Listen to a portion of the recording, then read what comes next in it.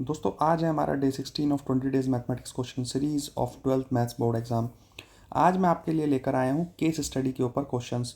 Board में case study के ऊपर लगभग 3 क्वेश्चन आपसे पूछे जाते हैं, 4 मार्क्स ईच। तो इसका मतलब अगर ये वीडियो आप देख लेंगे तो आपके 12 नंबर पक्के हो जाएंगे। पहला क्वेश्चन है मैक्सिमम मिनिमा, चैप्टर 6 से है।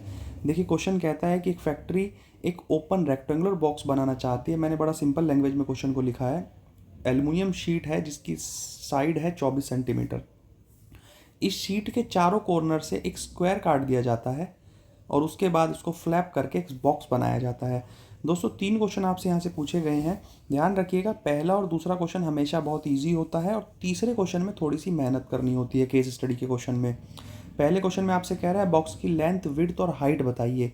अब ये साइड 24 दी हुई है और आपने दोनों तरफ से x कम कर दिया तो लेंथ कितनी हो गई हमारी 24 माइनस, दोनों तरफ से x हटाओगे तो 24 माइनस 2x। ब्रेड्थ पूछ रहा है तो सिमिलरली ब्रेड्थ भी 24 माइनस 2x। और हाइट हमारी कितनी हो गई, जितना हमने फ्लैप किया है वो कितना है x। तो लेंथ, ब्रेड्थ और हाइट हमें मिल गई। फर्स्ट पार्ट हमारा हो गया। सेकेंड पार्ट में कह रहा है बॉक्स की वॉल्यूम का फॉर्मूला बताइए। तो वॉल्यूम होता है L into B into H. अब L, B और H तीनों हमारे पास हैं। उसके बाद दोस्तों तीसरे क्वेश्चन में कह रहा है कि x की किस वैल्यू पर वॉल्यूम मैक्सिमम होगा। तो ये मैक्सिमम मिनिमा क्वेश्चन है, आपको पता है मैक्सिमम मिनिमा कैसे निकालते हैं।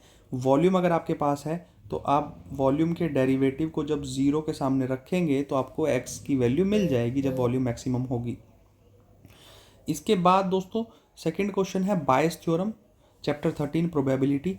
ये क्वेश्चन भी आपको एनसीईआरटी में नज़र आ जाएगा। 3 पार्ट यहाँ पर दिए गए हैं इस क्वेश्चन के भी। यहाँ पर आप 2 इवेंट्स बना सकते हैं, इवेंट 1 और इवेंट 2। एक इवेंट है कि पर्सन हेल्दी है, एक इवेंट है कि पर्सन बीमार है। इस तरीके से आप इस क्वेश्चन को निकाल लेंगे दोस्तों। तीसरा क्वेश्चन है 3D ज्योमेट्री का। यहाँ पर कह रहा है कि 2 ड्रोन्स हैं जिनका पाथ नीचे रिप्रेजेंट किया गया है इक्वेशन के द्वारा। पहले क्वेश्चन में कह रहा है इन दोनों ड्रोन्स के पाथ्स के बीच का शॉर्टर डिस्टेंस बताइए। शॉर्टर डिस्टेंस का फॉर्मूला मैं पहले भी अपनी एक वीडियो में बता चुका हूँ, आप जाके वो देख सकते हैं। सेकंड है अगर इनका शॉर्टर डिस्टेंस 0 आ जाए तो फिजिकल मतलब क्या होगा। देखो अगर शॉर्टर डिस्टेंस 0 हो गया, मान लो ये एक ड्रोन है, ये दूसरा ड्रोन का पाथ है, दोनों का शॉर्टर डिस्टेंस अगर 0 हो गया इसका मतलब इन दोनों के टकराने का खतरा है, दोनों इंटरसेक्ट कर रहे हैं।